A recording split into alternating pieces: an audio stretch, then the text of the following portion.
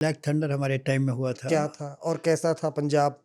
Black thunder में देखिए, black thunder में जो समस्या थी वो तो मैं बताऊंगा, पर हमारी भूमिका का यहाँ सवाल है वो एक दूसरे क्षेत्र में थी। हुँ, ब्लैक थंडर तो एक ऐसा ऑपरेशन था जिसमें मतलब जो आतंकवादी थे वो गोल्डन टेम्पल के अंदर थे। हुँ, अब गोल्डन टेम्पल के अंदर थे और सवाल ये है कि गोल्डन टेम्पल के अंदर हम मतलब 84 की गलती भी नहीं करना चाहते थे कि मतलब टैंक वहाँ चले गए और उनका जो जो पवित्र स्थान है उसको नुकसान पहुँचा।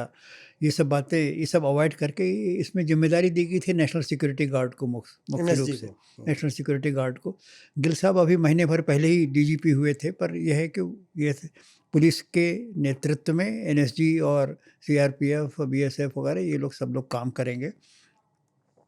तो उस समय जो जो स्ट्रेटजी थी ये थी कि भाई हमें अंदर घुस के एकदम से ओपन वॉर इस तरह मतलब कन्फ्रंटेशन नहीं करना है, पर कोई भी आदमी निकले तो एक स्नाइपर ने उसको तड़ से वहीं मारा, वहीं ढेर हो गया।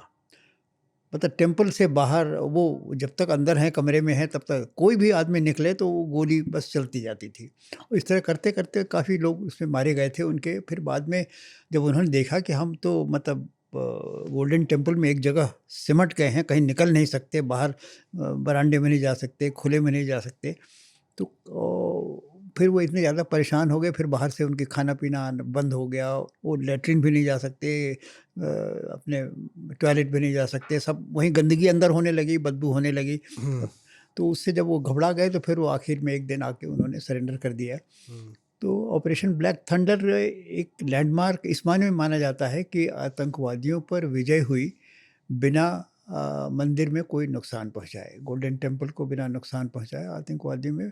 अब संख्या तो मुझे नहीं याद है, पर करीब 100 से अधिक कुछ आदमियों ने सरेंडर अच्छा। किया था, हुँ, आतंकवादियों ने, और उनके कई आदमी, काफ़ी आदमी मारे भी गए थे और अपनी तरफ कोई नुकसान नहीं हुआ था।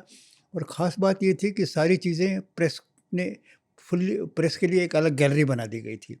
वो प्रेस रोज़ देख के मतलब फ़ोटो खींचना, तमाशा, उनके लिए एक अच्छा व्यूइंग गैलरी थी। हुँ। और उन्होंने भी खूब एन्जॉय किया कि देखो कितनी अच्छी तरीके से लड़ाई हो रही है, बड़े डिसिप्लिन तरीके से। कोई ये नहीं कह सकता कि कौन वो टेररिस्ट था? अ, कौन-सा टेरर ग्रुप था? और क्यों उसके अंदर घुसे थे? और किस तरह से रणनीति नहीं बनाई गई थी घुसे उनको घुसे रोकने तो की?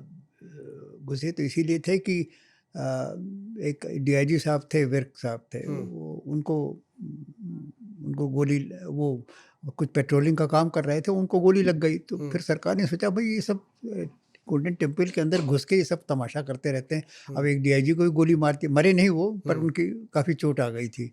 हुँ, उस समय सरकार ने कहा कि नहीं, गोल्डन टेम्पल हम घेर लेंगे और इसमें से टेररिस्ट को हमें निकालना है। हुँ। वही तो उसी दौरान फिर ये हुआ था। पर गोल्डन टेम मैं ईमानदारी से ये बात कहूँगा कि ब्लैक थंडर में बीएसएफ की भूमिका कोई बहुत महत्वपूर्ण नहीं थी। हुँ। मुख्य भूमिका नेशनल सिक्योरिटी गार्ड की थी।